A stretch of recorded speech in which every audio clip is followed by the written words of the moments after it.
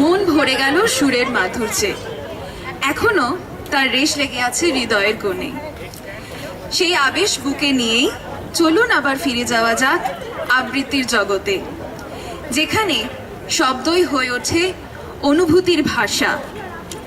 কিছু সুর সরাসরি আত্মাকে স্পর্শ করে, আর কিছু ছন্দ আমাদের মাথিয়ে রাখে দীর্ঘক্ষণ। আমাদের ছন্দের মায়াজাল নিয়ে আসছেন পরবর্তী শিল্পীরা। 3টি কণ্ঠ, একটি অনুভূতি, কবিতার সুরে গাঁথা এক অপূর্ব বন্ধন। আরে আরে জগমোহন, এসো এসো এসো। বলতে পারো কোথায় থাকে আদ্যানাথের মেশো? আদ্যানাথ? কে আদ্যানাথ কে?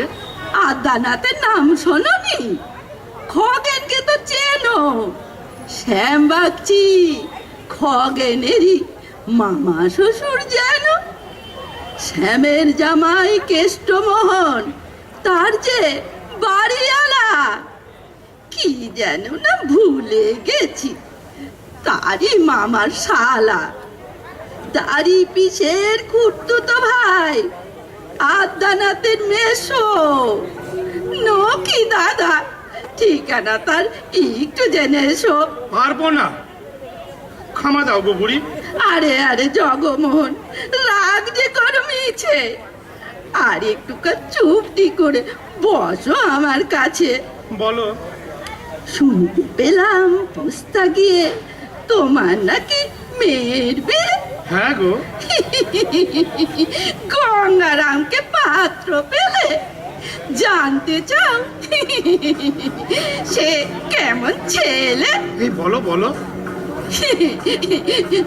মন্দ নয়, সে পাত্র ভালো।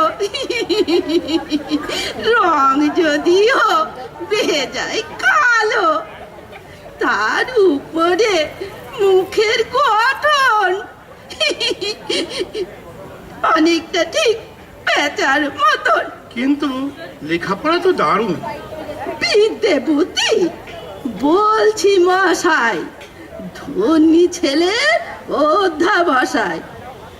19টি বার ম্যাট্রিকে সে ঘায়েল হয়ে থামলো শেষে।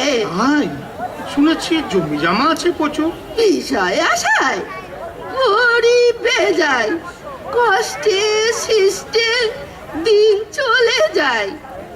মানুষ তো নয় ভাইগুলো তার, একটা পাগল, একটা গোয়াল, আরেকটি সে তৈরি ছেলে।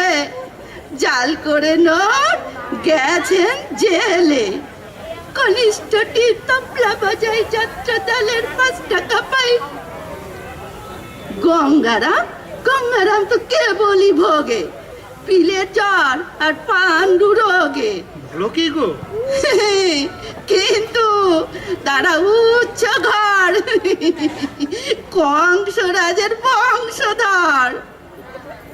শ্যামলাহিরি বনগ্রামের কি যেন হয় গঙ্গারামের। যাই হোক, এবার পাত্র পেলে, এমনকি আর মন্দ ছেলে। বিবাহ ক্যান্সেল।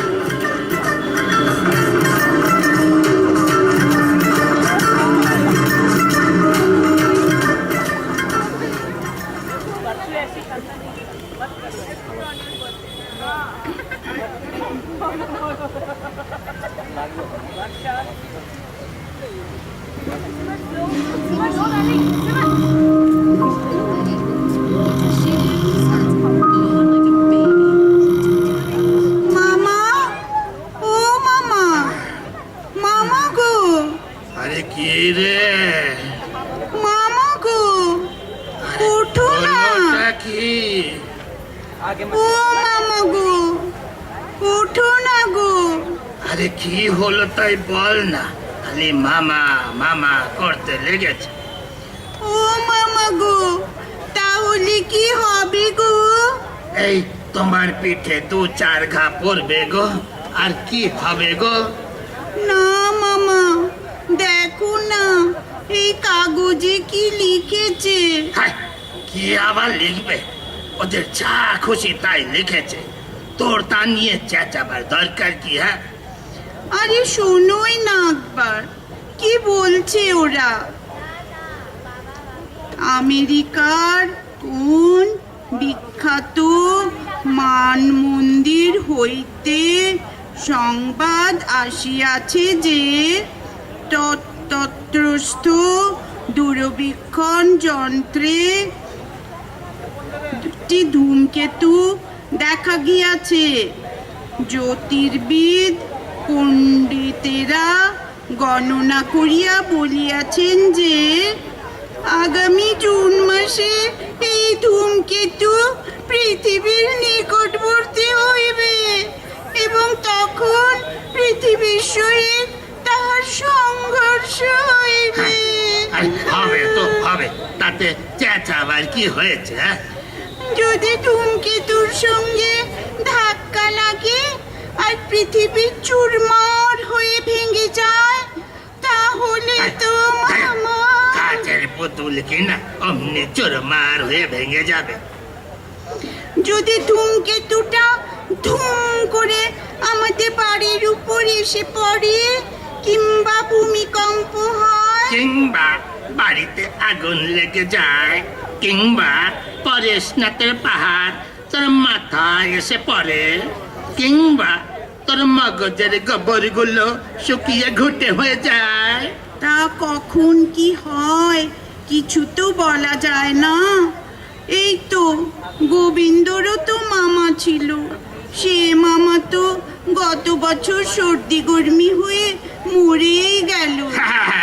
মরেছে? তাহলে তো আপদে গেছে। না, তাই বলছিলাম আর কি। এই সেদিনও তো আমাদের জিমন্যাস্টিক মাস্টার পিলে হয়ে মরেই গেল। তাহলে কে কতদিন বাঁচবে, কখন মরবে, কখন কি হবে কিছু তো বলা যায় না। ওরে বাবা রে, এই যে একেবারে বৈরাগীর দাদা ঠাকুর হয়ে উঠল দেখি। দেখ দেখ দেখ, কান ধরে এমন থাপ্পড় লাগাবো না। বারে, ব্রজলালের বাবা যদি 1 মাস আগে মরে যেত তাহলে সে কি সেদিন ব্রজলালকে এমন চমৎকার সুন্দর প্রাইজ দিতে পারতো? বলতো বলতো, তুই কি বলতে চাস বল দেখি। তুমি যে বলেছিলে আমাকে প্রাইজ দেবে, কই দিচ্ছ না তো। শেষে তুমিও যদি তুই যে কথা বলতে চাইছিস সোজাসুজি বলতেই পারিস, এর জন্য তো গাঙ্গানি গঙ্গানি করে আমার ঘুমটা নষ্ট করার দরকার কি ছিল? আয়, যা, আজ বিকেলে প্রাইজটা পাবি এখন। হি হি